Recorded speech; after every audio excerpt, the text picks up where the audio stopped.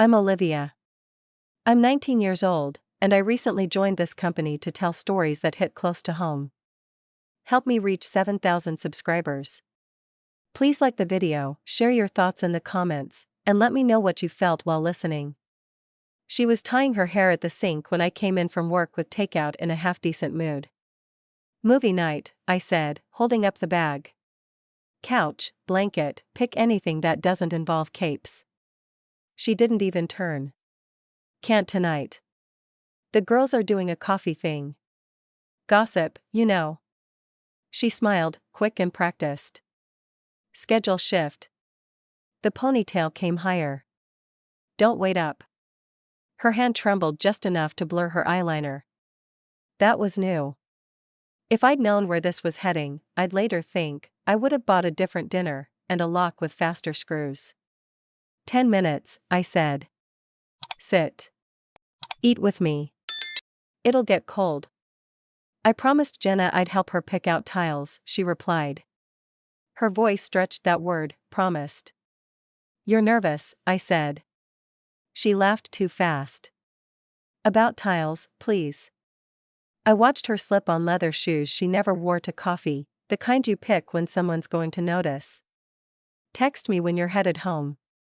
Why are you my dad now, she said. I'm the guy who bought dinner.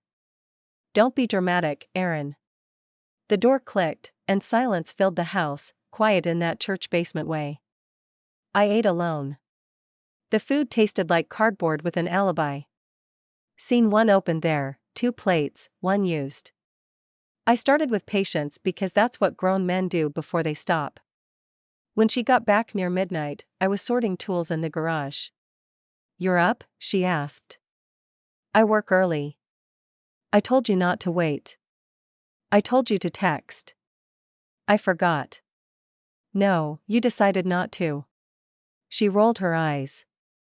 Can we not make a fight out of coffee? Jen's going through stuff. Then you're her hero. You always do that condescending thing. I'm not condescending. I'm clocking patterns. She crossed her arms. You're ridiculous. Tuesday coffee. Nervous hands. Dressed like a job interview. No text. Home late. That pattern. It's innocent. Good. Then respect my time. New rule, I said. If you're out late, tell me where and with who. Courtesy. I don't report to you. You don't. You partner with me, or you don't. But I don't do ghost shifts in my own house. She gave me quiet for 3 days. I gave her space. When Friday came, we had a neighbor cookout. I figured public light might be good for us. She stayed on her phone. Mark's wife, Rachel, nudged me. She okay? She's fine, I said, because men say that until they can't. Jenna arrived in a pilot jacket and loud laugh. Hugged my wife like a rescue and didn't look at me. That told me something. Later, by the cooler, I asked, we good? We're fine. That wasn't the question. Stop being intense. It's not intense. It's basic. If you want a later life, schedule it. Jenna's eyebrows lifted. My wife's smile thinned. Public rules now? Public clarity saves time. She scoffed. You don't own my hours. Nope. I own mine.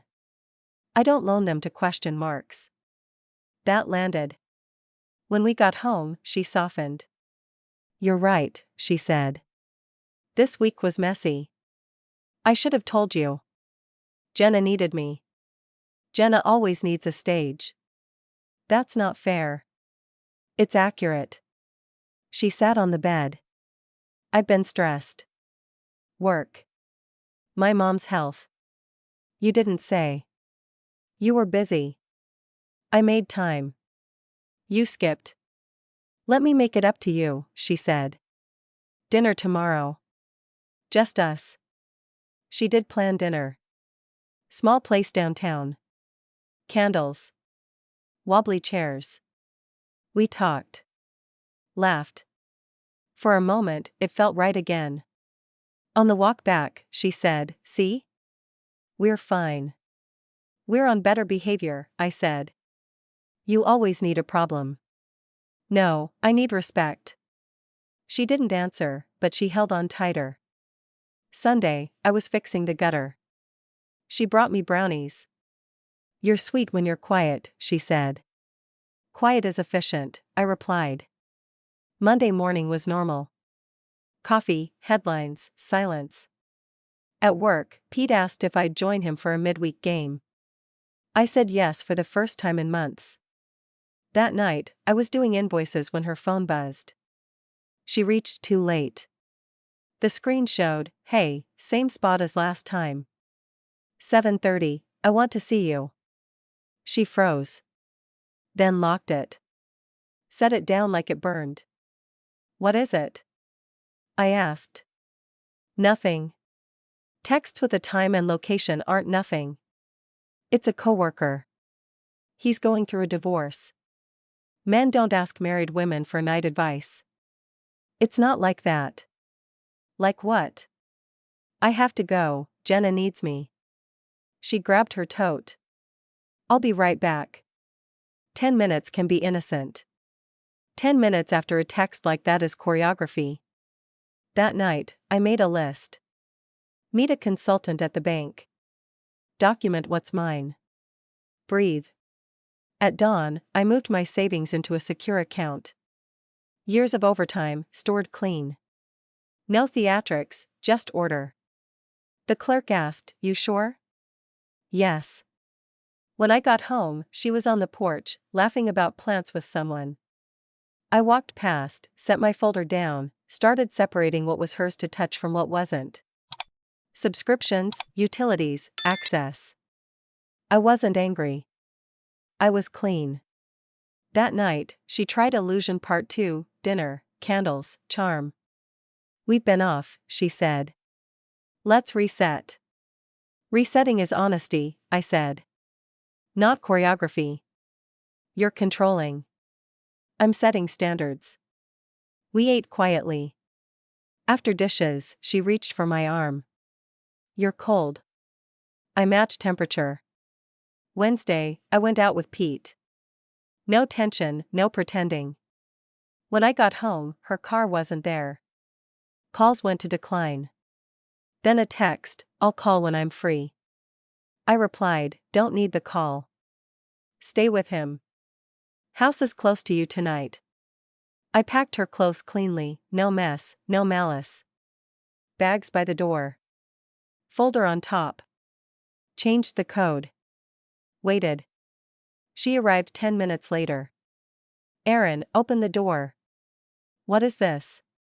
She saw the bags, the folder, the stillness. "You're serious? You can't lock me out of my own house." "You were out." "I locked mine." "You're paranoid." "Your phone disagrees." "You're tracking me now? Reading my messages?" "That's sick." "I saw a text you left open." "You declined my calls." "Twice." "So I can't have a conversation without you hounding me?" "Everyone sees how controlling you are." "Everyone who?" "Jenna." "My mother." "The girls."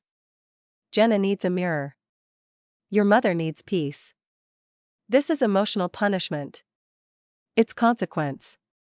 For talking to someone? For spitting on what we built. "You're overreacting." "No. I'm done reacting." She stared at the folder. "You filed this morning." "I tried for weeks." "You hid in plain sight." "You're throwing away a marriage over a text." "I'm ending a performance over a pattern." Tears came. "You're cruel." "I'm clear. I didn't do anything physical." "I didn't ask." "So that's it? You're just closing the door?" "Yes." "You'll regret this." "I regret not doing it earlier." "What about the house? The savings?" "You can consult whoever you like."